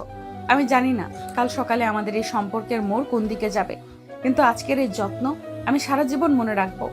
কিছুক্ষণ পর নীরব গরম দুধের গ্লাস নিয়ে ঘরে ঢুকলো। সে নিজ হাতে অনন্যাকে দুধটা খাইয়ে দিল। অনন্যা এক দৃষ্টিতে নীরবের মুখের দিকে তাকিয়ে রইল। নীরবের কপালে চিন্তার ভাঁজ। অনন্যা হঠাৎ নীরবের হাতটা শক্ত করে ধরল। আমাকে ছেড়ে যাবে না তো নীরব? আমি জানি আমি ভুল করেছি, কিন্তু আমি তোমাকে হারাতে চাই না। তুমি আমাকে যতই শাস্তি দাও, দোহাই তোমার, আমাকে একা করে দিও না। তোমাকে ছেড়ে যাওয়ার ক্ষমতা থাকলে তো 7 বছর আগেই চলে যেতাম অনন্যা। ঘুমিয়ে পড়ো এখন, কাল অনেক কাজ বাকি আছে। তোমার বাবাকে বোঝাতে হবে যে আমি তোমার শত্রু নই, আমি তোমার রক্ষক। নীরব অনন্যার মাথায় হাত রেখে আলতো করে চুলে বিলি কেটে দিতে লাগলো। অনন্যা নীরবের হাতের স্পর্শে ধীরে ধীরে ঘুমের দেশে তলিয়ে গেল। নীরব সারা রাত অনন্যার পাশে বসে রইল। তার চোখে এক মুহূর্তের জন্য ঘুম এলো না। সকাল হয়ে গেছে। নীরব, আমি কি সারা রাত তোমার বুকেই মাথা দিয়ে ঘুমিয়েছিলাম? তুমি কি একটু ঘুমাওনি? তোমার চোখ তো লাল হয়ে আছে। ভোরের আলো জানালার পর্দা ভেদ করে ঘরে ঢুকছে। অনন্যা চোখ মেলে দেখলো সে নীরবের খুব কাছে শুয়ে আছে। নীরবের একটা হাত এখনো অনন্যার মাথায় রাখা। নীরব গভীর চোখে অনন্যার দিকে তাকিয়ে আছে। রাতে সে অনন্যার যে যত্ন নিয়েছিল, সকাল হতেই সেই চোখে আবার আগের মতো জেদ ফিরে এসেছে। শরীরের তাপমাত্রা এখন ঠিক আছে তো অনন্যা? কাল রাতের যত্ন দেখে আবার ভেবো না যে আমি সব ভুলে গেছি। ওটা কেবল তোমার প্রতি আমার মায়া ছিল। এখন ওঠো, ফ্রেশ হয়ে নাও। তোমার বাবার সাথে আমার কিছু বোঝাপড়া বাকি আছে। তুমি আবার কেন শুরু করেছো নীরব? রাতে যখন আমাকে কপালে হাত দিয়ে জলপট্টি দিচ্ছিলে, তখন তো মনে হয়েছিল তুমি আমায় বড্ড ভালোবাসো। এখন আবার এই রুক্ষতা কেন? তুমি কেন নিজেকে এভাবে বদলে ফেলো বারবার? নিজেকে বদলাতে আমি বাধ্য হয়েছি অনন্যা। তুমি শুধু এইটুকু জানো যে আমি যা করছি তার পেছনে অনেক বড় একটা কারণ আছে। যাও, ফ্রেশ হয়ে নাও। আজ আমরা তোমার বাবার সেই পুরনো ডায়েরিটা খুলবো। আজ অনেক সত্যি সামনে আসবে যা তুমি কল্পনাও করতে পারবে না। অনন্যা বেশ বিরক্ত আর অবাক হয়ে বাথরুমে চলে গেল। সে বুঝতে পারছে না নীরব কেন বারবার তার বাবার পুরনো ডায়েরি বা অতীতের কথা তুলছে। অনন্যা বেরিয়ে এসে দেখলো নীরব ড্রেসিং টেবিলের সামনে দাঁড়িয়ে একটা ছোট্ট রূপার লকেট দেখছে। অনন্যা লকেটটা দেখা মাত্রই আর্তনাদ করে উঠল। এই লকেটটা তোমার কাছে কি করে এলো নীরব? এটা তো আমার মা আমাকে ছোটবেলায় দিয়েছিল। ওটা তো হারিয়ে গেছিল 7 বছর আগে। তুমি কি সত্যি আমার জীবনের সব খবর আগে থেকেই রাখো? শুধু খবর রাখি না অনন্যা, আমি তোমার ছায়ার চেয়েও বেশি তোমার কাছাকাছি ছিলাম। এই লকেটটা হারিয়ে যায়নি। ওটা তোমার বাবা আমার পরিবার থেকে কেড়ে নিয়েছিলেন। এই লকেটের ভেতর তোমার বাবার এক ভয়ঙ্কর সত্যি লুকিয়ে আছে। চলো আজ নিচে যাই, সবার সামনেই এই রহস্যের সমাধান হবে। তুমি আমার বাবাকে নিয়ে যা খুশি তাই বলছো নীরব। আমার বাবা একজন সৎ মানুষ। তুমি শুধু প্রতিশোধ নেওয়ার জন্য ওনাকে ছোট করছো। আমি এটা সহ্য করব না। এই লকেট আমার মায়ের স্মৃতি, এটা আমাকে ফিরিয়ে দাও। ফেরত দেওয়ার জন্যই তো ফিরে এসেছি অনন্যা। চলো ড্রয়িং রুমে যাই। আজ তুমি জানবে তোমারই বিলাসিতা আর রাজপ্রাসাদ আসলে কত মানুষের চোখের জলের উপর দাঁড়িয়ে আছে। আজ তুমি তোমার বাবার আসল রূপ দেখবে। নীরব অনন্যার হাত শক্ত করে ধরে নিচে নিয়ে এলো। ড্রয়িং রুমে রহমান সাহেব খুব চিন্তিত মুখে বসে চা খাচ্ছিলেন। অনন্যা আর নীরবকে একসাথে হাত ধরে নিচে নামতে দেখে উনি সোজা হয়ে বসলেন। নীরবের হাতে লকেটটা দেখে রহমান সাহেবের হাতের কাপটা থরথর করে কাঁপতে শুরু করলো। নীরব, ওই ওই লকেটটা তুমি কোথায় পেলে? ওটা তো অনেক আগে হারিয়ে গেছিল অনন্যা। এই ছেলেটাকে আমার চোখের সামনে থেকে সরাও। ও আমাদের শান্তি কেড়ে নিতে এসেছে। হারিয়ে গিয়েছিল নাকি আপনি নিজে ওটা হাত সাফাই করেছিলেন আঙ্কেল? অনন্যাকে তো বলেছেন এটা ওর মায়ের স্মৃতি, কিন্তু আপনি কি অনন্যাকে বলেছেন এই লকেটটা আসলে আমার মায়ের ছিল? অনন্যা, তোমার বাবা আসলে 7 বছর আগে এক ব্যবসায়িক শত্রুতায় আমার পরিবারকে পথে বসিয়ে দিয়েছিলেন, আর আমি সেই দিন থেকেই বেঁচে আছি শুধু এর বিচার পাওয়ার জন্য। বাবা, নীরব কি সত্যি বলছে? তুমি তো আমাকে বলেছিলে 7 বছর আগে তুমি শুধু আমাদের পুরনো বাড়িটা বিক্রি করে এই শহরে এসেছো। নীরব কেন বলছে তুমি ওর পরিবারের ক্ষতি করেছো? উত্তর দাও বাবা। অনন্যা, ও যা বলছে সবটা ঠিক না। ব্যবসায় অনেক সময় কঠোর হতে হয়। আমি যা করছি তা শুধু তোমার ভবিষ্যতের জন্য করছি। আমি চেয়েছিলাম তুমি যেন রাজরানীর মতো থাকো। রাজরানী হওয়ার জন্য কি অন্যের স্বপ্ন ভাঙতে হয় আঙ্কেল? অনন্যা, এবার বোঝো আমি কেন তোমাকে জবরদস্তি করে বিয়ে করেছি। আমি তোমাকে বিয়ে করেছি যাতে তোমার বাবার সবচেয়ে দামি জিনিসটাকে আমি কেড়ে নিতে পারি। আমি চেয়েছি আপনার মেয়েকে আমার শাসনে রাখতে, যাতে আপনি প্রতি মুহূর্তে নিজের পাপের সাজা দেখতে পান। তুমি কি তাহলে আমাকে কোনোদিন ভালোবাসোনি নীরব? এইসব যত্ন, এই আদর সব কি শুধু আমাকে ব্যবহার করার জন্য? তুমি আমার সাথে ভালোবাসার নাটক করেছো শুধু বাবার উপর প্রতিশোধ নিতে। আমি তোমাকে বিশ্বাস করেছিলাম নীরব। ভালোবাসা আর জেদ এখন মিলেমিশে এক হয়ে গেছে অনন্যা। আমি তোমাকে ছাড়বো না, কারণ তুমি আমার অধিকার। কিন্তু এই গল্পের মাস্টার মাইন্ড শুধু তোমার বাবা নয়, আরও একজন আছে যে এই ড্রয়িং রুমেই এখন আসবে। ঠিক তখনই কলিং বেল বেজে উঠল। নীরব রহস্যময়ী একটা হাসি দিয়ে দরজার দিকে তাকালো। অনন্যা আর রহমান সাহেব দুজনেই দরজার দিকে আতঙ্কিত চোখে তাকিয়ে আছেন। নীরব পকেট থেকে একটা পুরনো ছবি বের করে সোফার উপর রাখলো। ছবিটাতে এটা কে নীরব? আর দরজায় কে এসেছে? আমার মাথা কাজ করছে না। তুমি কি শুরু করেছো এসব? দোহাই তোমার, সব পরিষ্কার করে বলো। দরজার ওপাশে যে দাঁড়িয়ে আছে তাকে দেখলেই তুমি বুঝবে তোমার বাবার আসল পার্টনার কে ছিল। আজ সব মুখোশ খুলে যাবে অনন্যা। তৈরি থাকো জীবনের সবচেয়ে বড় ধাক্কাটা খাওয়ার জন্য। দরজাটা ধীরে ধীরে খুলে গেল। বাইরে দাঁড়িয়ে থাকা মানুষটিকে দেখে অনন্যার মুখটা সাদা হয়ে গেল। দরজার ওপাশে এমন এক ব্যক্তি দাঁড়িয়ে আছেন যাকে অনন্যা এই পরিস্থিতিতে দেখার কল্পনাও করেনি। অনন্যা চিৎকার করে ওনার নামটা ধরে ডাকলো। চাচা, আপনি এই সময় এখানে কেন? আর আপনার হাতে পিস্তল কেন চাচা? আপনি তো আমাকে নিজের মেয়ের মতো ভালোবাসতেন। সব সময় আমার বিপদের ঢাল হয়ে দাঁড়িয়েছে। বাবা তো আপনাকে অন্ধের মতো বিশ্বাস করে বিজনেসের সব দায়িত্ব দিয়ে রেখেছিল। আজ নীরবের এই সব অভিযোগ কি তাহলে সত্যি? আপনি কি সত্যি আমার বাবার অগোচরে এত বড় একটা অপরাধ করেছেন, আর এখন সেটা ধামাচাপা দিতে খুনের নেশায় মেতেছেন? দোহাই আপনার চাচা, অস্ত্রটা নামিয়ে রাখুন। আপনি আমাদের আপনজন হয়ে এমন ভয়ঙ্কর কাজ করতে পারেন না। আঙ্কেল, আপনার এই নাটক এবার বন্ধ করুন। অন্না যাকে ভালো চাচা ভেবে আজীবন সম্মান দিয়েছে, সেই মানুষটা আসলে একটা বিষধর সাপ। আপনি 7 বছর আগে পাহাড়ে আমার বাবাকে খুন করার পর ভেবেছিলেন সব শেষ হয়ে গেছে, কিন্তু আপনি জানতেন না যে আপনার বড় ভাই মানে রহমান সাহেবকে আপনি শুধু দাবার গুটি হিসেবে ব্যবহার করেছিলেন। আপনি তো সেই লোক যে আমার পরিবারের সব সম্পত্তি জালিয়াতি করে নিজের নামে করে নিয়েছিলেন। অনন্যার বাবা তো কেবল আপনার কথাই সই করেছিলেন। তিনি জানতেনই না যে তিনি তার বন্ধুর মৃত্যু পরোয়ানায় সই করছেন। এখন যখন সত্যিটা সামনে এসেছে, তখন আপনি নিজের ভাইকে মারতেও দ্বিধা করছেন না। আপনার সাহস তো কম না। চুপ করো নীরব, তুমি অনেক বেশি কথা বলছো। আমি চেয়েছিলাম এই রাজত্ব আমার হোক, কিন্তু বড় ভাই সবসময় নীতি আর সততার বলিয়া উড়াতো। তোমার বাবা সব যখন জেনে গেল, তখন তাকে সরানো ছাড়া আমার আর কোনো পথ ছিল না। আমি এই বিশাল সাম্রাজ্য করেছি নিজের বুদ্ধিতে, আর বড় ভাই কেবল চেয়ারে বসেই হুকুম চালিয়েছে। অনন্যা, তুমি তো রাজধানী হয়ে থাকতে চেয়েছিলে, তাই না? আর যদি এই ছেলেটাকে আমি জ্যান্ত ছেড়ে দিই, তবে তোমার বাবার আমি দুজনেই জেলে পড়বো। আমি সেটা হতে দেব না। আজ আমি তোমাদের কাউকে এই ঘর থেকে জ্যান্ত বের হতে দেব না। রক্তের দাগ রক্ত দিয়ে মুছতে হয়, আর আমি সেই কাজে অনেক আগে থেকে ওস্তাদ। আপনি এত নীচ হতে পারেন চাচা? আমার বাবা আপনাকে ছোটবেলা থেকে মানুষ করেছেন, নিজের চেয়েও বেশি বিশ্বাস করেছেন। আপনি শুধু টাকার লোভে নিজের ভাই আর ভাইয়ের বন্ধুকে শেষ করে দিতে চাইলেন। আমি আজ ঘৃণা করছি আপনার রক্ত আমার শরীরে বইছে বলে। আপনি ভাবছেন আপনি আমাদের মেরে পালিয়ে যাবেন? এই শহরে পুলিশ, এই সমাজ কি আপনাকে ছেড়ে দেবে?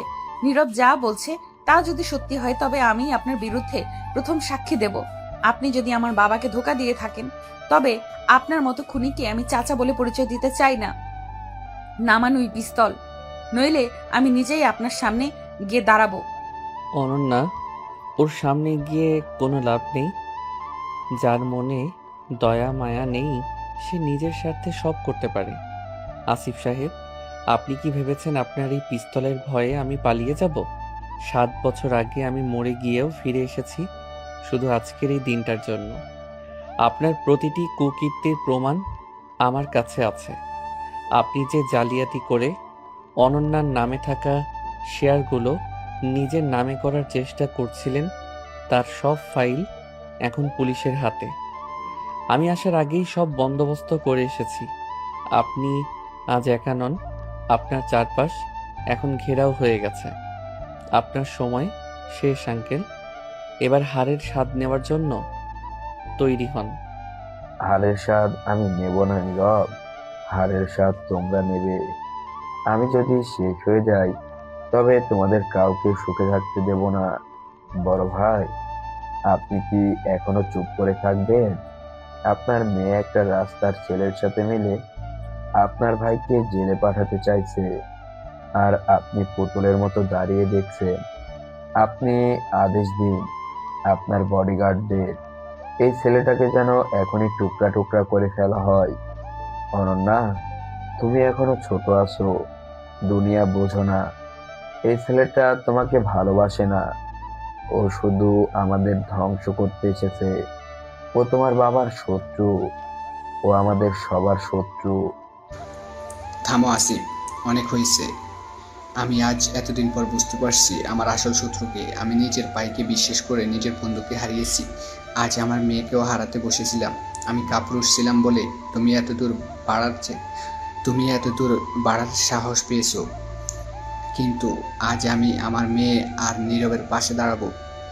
তুমি যদি গুলি চালাতে চাও তবে প্রথম গুলিটা আমার বুকে চালাও। আমি মরে গিয়ে অন্তত আমার বন্ধুর কাছে ক্ষমা চাইতে পারবো। অনন্যা, আমাকে মাফ করে দিস মা। আমি সত্যিই জানতাম না যে তোর চাচা আমার আড়ালে এত বড় সর্বনাশ করছে। নীরব, তুমি যা করছো ঠিক করছো। আমি তোমার সাথে আছি।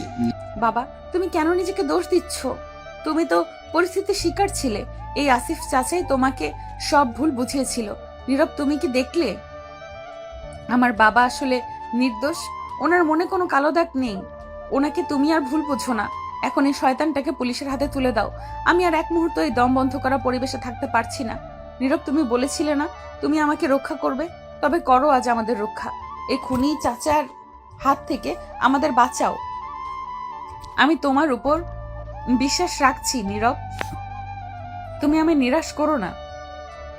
আমি আমার কথা রাখবো অনন্যা। আসিফ সাহেব, আপনার হাত কাঁপছে কেন? আপনি কি বুঝতে পারছেন আপনার পায়ের নিচ থেকে মাটি সরে গেছে? ওই দেখুন, দরজার বাইরে পুলিশের গাড়ি চলে এসেছে। আপনি কি ভাবছেন একা একটা পিস্তল দিয়ে আপনি পুরো বিশ্ব জয় করবেন? আজ আপনার পাপের ঘোড়া পূর্ণ হয়েছে। আমি আপনাকে মারব না, কারণ আমি আপনার মতো খুনি নই। আমি চাই আপনি সারা জীবন জেলের অন্ধ কোঠরিতে বসে তিলে তিলে মরুন আর ভাবুন কিভাবে আপনি নিজের আপনজনদের হারিয়েছেন। পুলিশ, ভেতরে আসুন। নীরব কথা শেষ করার আগে পুলিশ ফোর্স ড্রয়িং রুমে ঢুকে পড়ল। আসিফ সাহেব দিশেহারা হয়ে গুলি করতে চাইলেন, কিন্তু নীরব ক্ষিপ্র গতিতে গিয়ে ওনার হাতটা মচকে দিল। পিস্তলটা মেঝেতে পড়ে গেল। পুলিশ আসিফ সাহেবকে হাতকড়া পরিয়ে টেনে নিয়ে গেল। সব শেষ হয়ে গেল নীরব। আমি ভাবতে পারিনি আমাদের পরিবারে এত বড় একটা কালনাগিনী লুকিয়েছিল। তুমি না থাকলে আজ আমরা হয়তো কেউই বেঁচে থাকতাম না। তুমি আমাকে কেন আগে বলনি এইসব কথা? কেন আমাকে বারবার দূরে সরিয়ে দিয়েছিলে? আমি তো ভেবেছিলাম তুমি শুধু প্রতিশোধ নিতে এসেছো। আমি তোমাকে কত কথা বলেছি, কত ঘৃণা করেছি। তুমি আমাকে ক্ষমা করতে পারবে তো? ক্ষমা আমি আগেই করে দিয়েছি অনন্যা।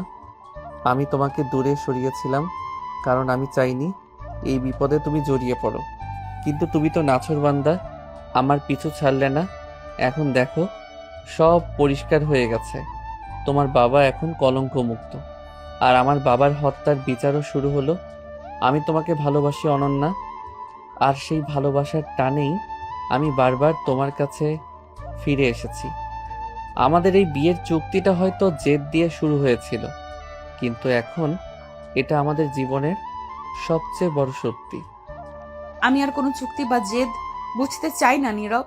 আমি শুধু তোমাকে চাই। তুমি যে রাতের বৃষ্টির মধ্যে আমার যত্ন নিয়েছিলে, সেদিনই আমি বুঝেছিলাম তোমার এই কঠোর হৃদয়ে আড়ালে একটা বিশাল সমুদ্রের মতো ভালোবাসা আছে। এখন থেকে আমরা একসাথে থাকবো। কোনো আভিজাত্য বা বাবার টাকা আমাদের মাঝে আসবে না। তুমি যেমন জেদি, আমি তার চেয়েও বেশি জেদি। আমি তোমাকে কোনোদিন আমার কাছ থেকে দূরে যেতে দেব না। আজ থেকে আমি শুধু তোমার অনন্যা। নীরব, আমি তোমাকে আমার জামাতা হিসেবে মেনে নিলাম। তুমি আমার চোখ খুলে দিয়েছো। আমি আমার কোম্পানির অর্ধেক শেয়ার তোমার নামে করে দেব, যাতে তুমি তোমার বাবা হারানোর সম্মান ফিরিয়ে আনতে পারো। তোমরা সুখী হও। অনন্যা, তুই ঠিক মানুষের হাতই ধরছিস। নীরব, ড্রয়িং রুমের থমথমে ভাবটা কেটে গেল। রোদের আলোয় পুরো ঘরটা ঝলমল করে উঠল। অনন্যা আর নীরব একে অপরের দিকে তাকিয়ে হাসলো। দীর্ঘ 7 বছরের এক রহস্য আর যন্ত্রণার অবসান হলো আজ। আজ আমার বুক থেকে এক বিশাল পাথরের বোঝা নেমে গেল। আমি জানতাম না আমার নিজের ভাই আমার এত বড় সর্বনাশ করছে।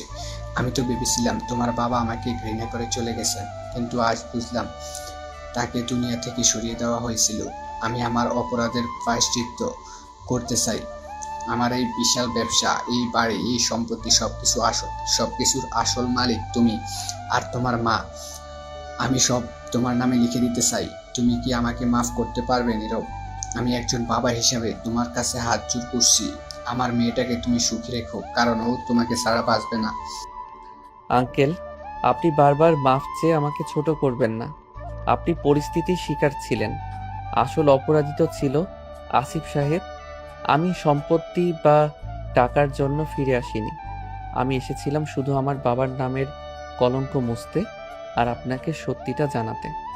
আপনার এই সম্পত্তি আপনার কাছেই থাকুক। আমি চাই শুধু আপনার দোয়া আর অনন্যার ভালোবাসা। টাকা দিয়ে আমি কি করব যদি আমার আপন মানুষগুলোই আমার পাশে না থাকে? আমি অনন্যাকে ঘৃণা করার নাটক করেছি ঠিকই, কিন্তু প্রতিটি মুহূর্তে আমি ওর চোখের জল দেখে নিজের ভেতরে পুড়েছি। আজ থেকে আমি আর আপনার শত্রু নই। আজ থেকে আমি আপনার ছেলে হয়ে এই সংসার সামলাবো। নীরব, তুমি এত বড় মনের মানুষ আমি কল্পনাও করতে পারিনি। আমি তো ভেবেছিলাম তুমি আজ বাবাকে পুলিশের হাতে তুলে দিবে আর আমাকে সারা জীবন দাসী বানিয়ে রাখবে, কিন্তু তুমি তো সব উল্টো করে দিলে। তুমি আমার বাবাকে সম্মান দিলে, আমাকে ভালোবাসা দিলে, আর আমার পরিবারকে ধ্বংস হওয়ার থেকে বাঁচালে। আমি কত বড় ভুল ছিলাম তোমার সম্পর্কে। আমি তোমাকে রাস্তার ছেলে বলেছি, তোমার স্ট্যাটাস নিয়ে খোঁটা দিয়েছি, কিন্তু আজ বুঝতে পারছি তোমার হৃদয়ে আভিজাত্য আমার এই 7 তলা বাড়ির চেয়েও অনেক উঁচু, অনেক উঁচুতে। তুমি কি সত্যিই আমাকে এই সব কিছুর পরে আপন করে নেবে নীরব? আমি যে তোমাকে অনেক বেশি ভালোবেসে ফেলেছি। অনন্যা, তোমাকে আপন করে নেওয়ার জন্যই তো আমি এতগুলো বছর অপেক্ষা করেছি। তুমি যখন সেই বৃষ্টির রাতে কাঁদছিলে, তখন আমার খুব ইচ্ছে করছিল তোমাকে জড়িয়ে ধরে বলি যে আমি তোমাকে কতটা ভালোবাসি, কিন্তু আমার জেদ আমাকে আটকে রেখেছিল। আমি চেয়েছিলাম তুমি যেন আগে নিজের ভুল বুঝতে পারো। আভিজাত্য বা টাকা দিয়ে ভালোবাসা কেনা যায় না অনন্যা। ভালোবাসা অর্জিত হয় বিশ্বাস আর ত্যাগের বিনিময়ে। আজ থেকে আমাদের মাঝে কোনো দেয়াল নেই, কোনো বড়লোক গরিবের ভেদাভেদ নেই। আমি সেই পুরনো নীরব হয়েই তোমার পাশে থাকব, যে নীরব তোমাকে 7 বছর আগে নীল গোলাপ দিত। তুমি কি সারাটা জীবন এই পাগলাটে ছেলেটার সাথে কাটাতে পারবে? আমি শুধু এই জীবন নয়, 1000টা জন্ম তোমার সাথে কাটাতে রাজি আছি। তুমি আমাকে যে শিক্ষা দিয়েছো তা আমি সারা জীবন মনে রাখবো। আমি আমার এই অহংকার আর আভিজাত্য আজ তোমার পায়ের কাছে বিসর্জন দিলাম। এখন থেকে আমি কোনো বড় লোকের মেয়ে নই, আমি শুধু তোমার স্ত্রী। আমরা একটা ছোট সংসার তৈরি করব, যেখানে শুধু আমাদের ভালোবাসা থাকবে। বাবা, তুমি কি দেখছো তোমার মেয়ে আজ পৃথিবীর সবচেয়ে সুখী মানুষ? নীরব, তুমি বলেছিলে না আমি তোমার শাসনে নিচে থাকবো? হ্যাঁ, আমি রাজি। তোমার ভালোবাসার শাসনে আমি সারা জীবন বন্দি থাকতে চাই। তুমি আজ থেকে আমার রাজা আর আমি তোমার রানী। তোদের এই মিলন দেখে আমার মনে হচ্ছে আমি আমার হারানো বন্ধুকে আবার ফিরে পেলাম। নীরব, তুই আজ থেকে এই বিজনেসের এমডি। আমি চাই তুই তোর বাবার সততা দিয়ে এই কোম্পানিকে আরো বড় করবি। আর অনন্যা, তুই আজ থেকে নীরবের ছায়া হয়ে থাকবি।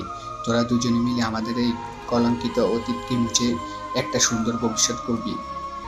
আমি কালই তোদের আনুষ্ঠানিকভাবে বিয়ের রিসেপশন দেব।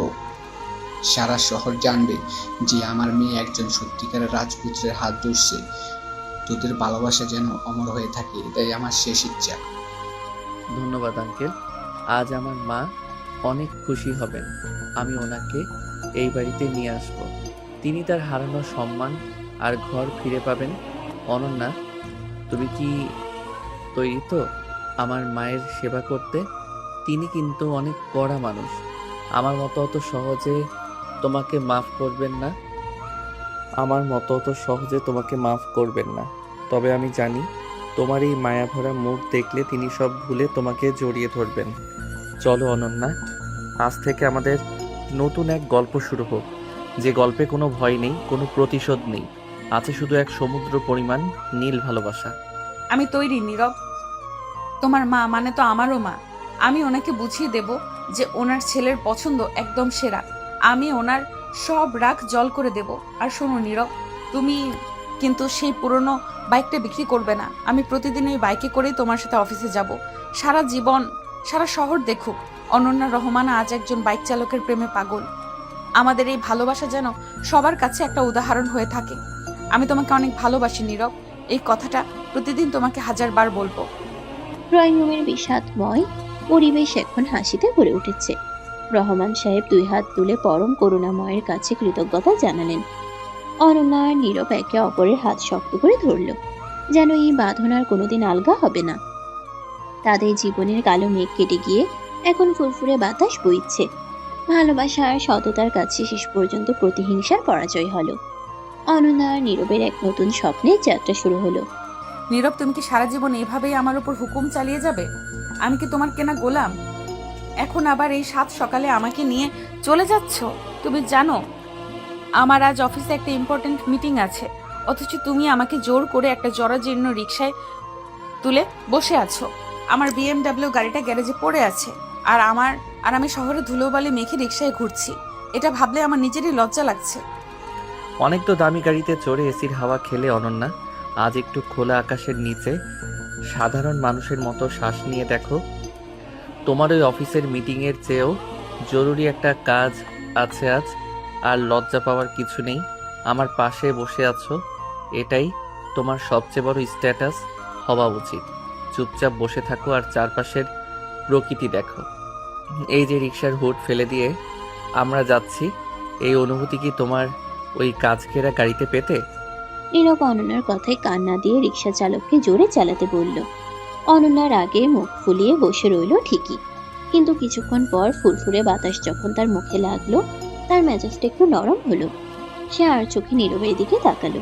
নীরবের চোখে এক শান্ত স্থিরতা, যা অনন্যাকে কেন জানি বারবার টানে। তুমি এমন কেন নীরব? কখনো তুমি বাঘের মতো গর্জন করো, আবার কখনো রিকশায় উঠে বাচ্চাদের মতো খুশি হও। গতকাল যখন তুমি চাচার উপর অতটা রেগেছিলে, তখন তোমাকে দেখে আমার বুক কাঁপছিল। অথচ আজ তোমাকে দেখে মনেই হচ্ছে না তুমি সেই একই মানুষ। তোমার ভেতরে আসলে কয়টা মানুষ বাস করে আমি মাঝে মধ্যে তোমাকে চিনতেই পারি না।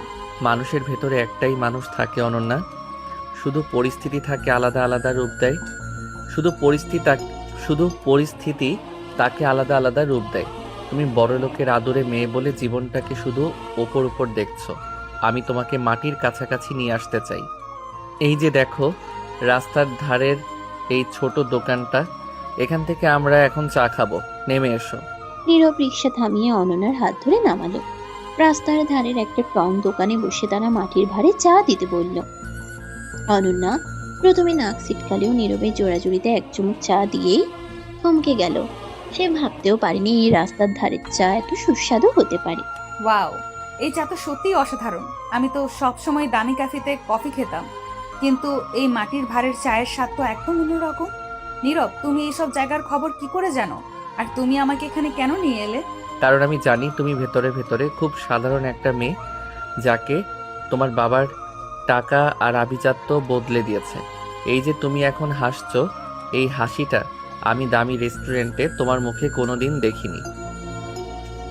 অনন্যা, জীবনটা খুব ছোট, এটাকে আভিজাত্যের খাঁচায় বন্দি করে রেখো না। আমি চাই তুমি আমার সাথে এই সাধারণ জীবনটা উপভোগ করতে শেখো। তুমি যখন এভাবে কথা বলো নীরব, তখন আমার সব রাগ জল হয়ে যায়। আমি জানি না কেন, কিন্তু এখন আর তোমাকে অতটা ভালো লাগে না। বরং মনে হয় তুমি পাশে থাকলে আমি সব বিপদ সামলে নিতে পারবো। কাল রাতে যখন তুমি আমার যত্ন নিচ্ছিলে, তখন আমি বুঝতে পেরেছিলাম তোমার হৃদয়ে আমার জন্য একটা নরম জায়গা আছে। তুমি কি আমাকে সত্যি ভালোবাসো, নাকি এটা কেবলই তোমার জিদ? ভালোবাসা আর জেদ কি আলাদা কিছু অনন্যা? আমার জেদটাই তো তোমার প্রতি আমার ভালোবাসা। আমি তোমাকে হারিয়ে যেতে দিতে চাই না বলেই তো এত নাটক করছি। এখন চলো, তোমাকে একটা জায়গায় নিয়ে যাব যা তোমার খুব পরিচিত, কিন্তু তুমি হয়তো সেটা ভুলেই গেছো। নীরব অনন্যাকে নিয়ে সে পুরনো পার্কে গেল, যেখানে 7 বছর আগে তারা প্রায়ই আসতো। পার্কে সেই পুরনো বকুল গাছটা এখনো দাঁড়িয়ে আছে। অনন্যা গাছটা দেখা মাত্রই স্মৃতিকাতর হয়ে পড়ল। তার মনে পড়ে গেল সেই দিনগুলোর কথা, যখন সে আর নীরব এখানে বসে ঘন্টার পর ঘন্টা গল্প করত। নীরব, এটা তো আমাদের সেই পুরনো জায়গা। তুমি এখনো এই জায়গাটার কথা মনে রেখেছো? আমি তো ভেবেছিলাম তুমি এসব কবেই ভুলে গেছো। এই গাছের নিচে বসেই তো তুমি আমাকে প্রথম একটা গোলাপ দিয়েছিলে। আজ কেন আমাকে এখানে নিয়ে এলে নীরব? কারণ আমি চাই তুমি তোমার সেই পুরনো সত্তাকে ফিরে পাও। আজ থেকে আমাদের কোনো আভিজাত্যের লড়াই নেই। আমি চাই তুমি আমাকে একজন সাধারণ নীরব হিসেবে দেখো, কোনো ভয়ঙ্কর প্রতিশোধ পরায়ণ যুবক হিসেবে নয়। অনন্যা, আমি কি সেই আগের জায়গাটা ফিরে পেতে পারি তোমার মনে? তুমি তো আমার মনে সারাক্ষণই আছো নীরব, শুধু আমি সেটা স্বীকার করতে ভয় পেতাম। তোমার এই জেদ, এই অ্যাগ্রেসিভ আচরণ আর এই গভীর যত্ন সবকিছুই আমাকে তোমার দিকে টানছে। আমি হয়তো আগে বুঝতে পারিনি, কিন্তু এখন আমি বুঝতে পারছি আমি তোমাকে ছাড়া অসম্পূর্ণ। তুমি কি আমাকে এইভাবেই আগলে রাখবে সারা জীবন? আগলে তো রাখবই, তবে আমার কিছু শর্ত আছে। তোমাকে আমার এই সাধারণ জীবনের সাথে মানিয়ে নিতে হবে। কোনো বিলাসিতা নয়, শুধু ভালোবাসা দিয়ে আমাদের এই সংসারটা গড়তে হবে। রাজি তো? তোমার সাথে আমি কুড়ে ঘরে থাকতেও রাজি আছি নীরব, শুধু তুমি আমার পাশে থেকো। আমি আজ প্রথম অনুভব করছি যে সুখ আসলে টাকাতে নয়, সুখ আছে প্রিয় মানুষের হাত ধরে রিকশায় ঘোরার মধ্যে। অনন্যা নীরবের কাঁধে মাথা রাখলো। পার্কের বকুল ফুলগুলো তাদের উপর ঝরে পড়ছে। অনন্যার মনে নীরবের প্রতি যে ভালো লাগা জন্মেছিল, তা আজ এক পূর্ণতা পেতে শুরু করেছে। নীরব, তুমি কি জানো তুমি একটা আস্ত অসভ্য? এই 7 সকালে আমার পার্সোনাল ডায়েরিটা পড়ার পারমিশন তোমাকে কে দিয়েছে? আর ওখানে আমি কি লিখছি না লিখছি সেটা নিয়ে হাসার সাহস তুমি পাও কোথা থেকে? ওটা এখনই টেবিলের উপর রাখো বলছি, নইলে আজ তোমার কপালে দুঃখ আছে। অনন্যা মাত্র গোসল শেষ করে ভেজা চুলে রুমে ঢুকে দেখে নীরব বিছানায় উপর হয়ে শুয়ে অনন্যার পুরনো একটা ডায়েরি পড়ছে আর মিটিমিটি হাসছে। অনন্যা তোয়ালে দিয়ে চুল মুছতে মুছতে রাগে অগ্নি শর্মা হয়ে নীরবের দিকে এগিয়ে এলো। নীরব ডায়েরিটা মাথার উপর তুলে ধরে আরো জোরে হাসতে শুরু করলো। আরে বাহ, আমাদের সিনিয়র আপু তো দেখি ভেতরে ভেতরে বড্ড রোমান্টিক ছিলেন। এখানে লিখেছ, কাল নীল শার্ট পরা ছেলেটাকে দেখে আমার হার্টবিট মিস হয়ে গিয়েছিল। আচ্ছা অনন্যা, ওই নীল শার্ট পরা ছেলেটা কি আমি ছিলাম, নাকি অন্য কোনো সিনিয়র ভাইয়ার প্রেমে হাবুডুবু খাচ্ছিলে তখন? তোমার এই কাবলিওয়ালা মার্কা লেখাগুলো পড়ে তো আমার হাসতে হাসতে পেট ফেটে যাচ্ছে। শোনো নীরব, ওটা অনেক আগের লেখা, আর ওখানে নীল শার্ট পরা ছেলেটা তুমিই ছিলে। কিন্তু এখন আফসোস হচ্ছে কেন তোমার জন্য ওইসব লিখেছিলাম। তুমি একটা ইতর। দাও দাও বলছি ডায়েরিটা, নাকি আমি এখন তোমার ফোনটা নিয়ে চেক করা শুরু করব যে তুমি ওই পিঙ্কি নামের মেয়েটার সাথে সারাদিন কি চ্যাট করো?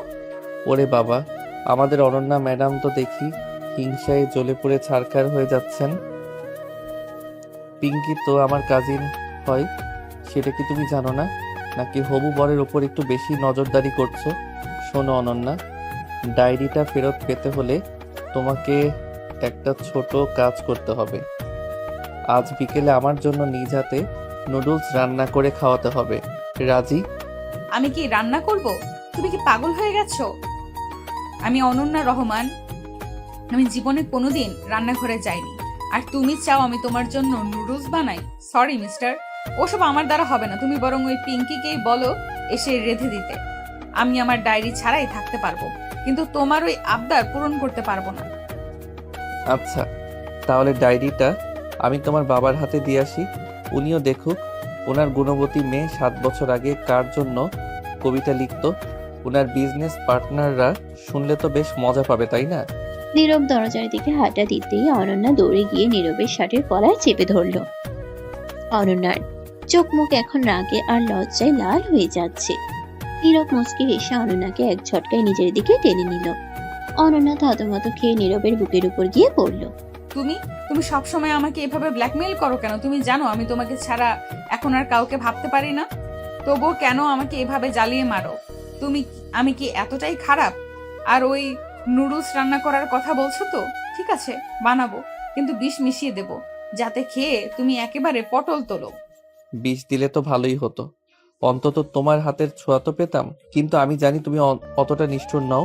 তুমি তো সেই মেয়ে যে আমার সামান্য সর্দি হলে সারা রাত কপালে হাত দিয়ে বসে থাকে। এখন রাগ ছেড়ে বলো, বিকেলের জন্য কি কি বাজার করে আনতে হবে। আমি চাই আজ আমাদের এই ছোট বাসায় প্রথমবার তুমি গিন্নিপনা করো। বাজার করার দরকার নেই, ফ্রিজে সব আছে। আর শোনো নীরব, রান্নাটা যদি খারাপ হয় তবে তুমি কিন্তু হাসতে পারবে না।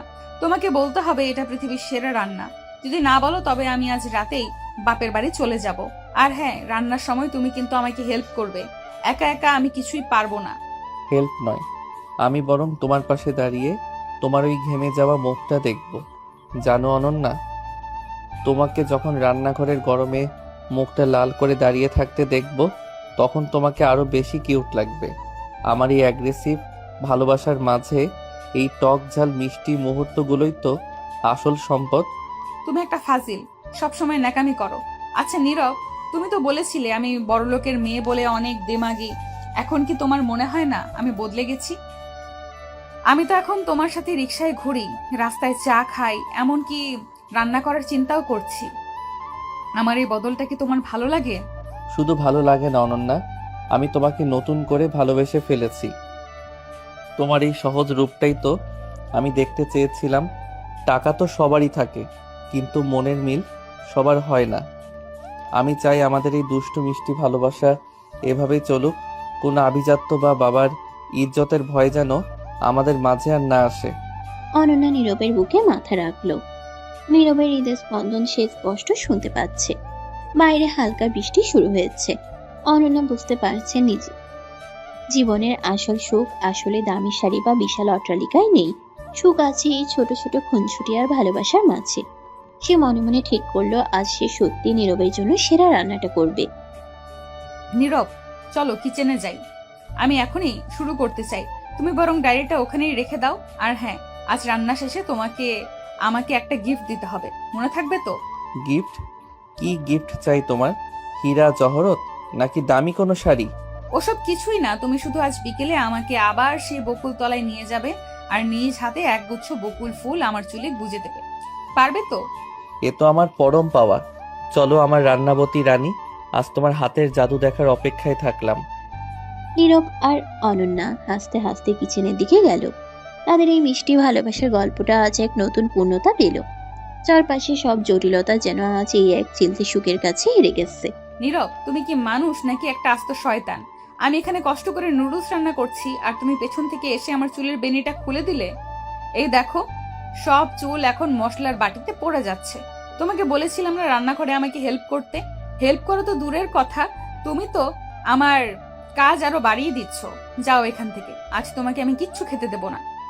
অনন্যা রান্নাঘরে দাঁড়িয়ে খুন্তি নাড়ছে আর ঘামছে। নীরব দরজায় হেলান দিয়ে দাঁড়িয়ে মিটিমিটি হাসছে।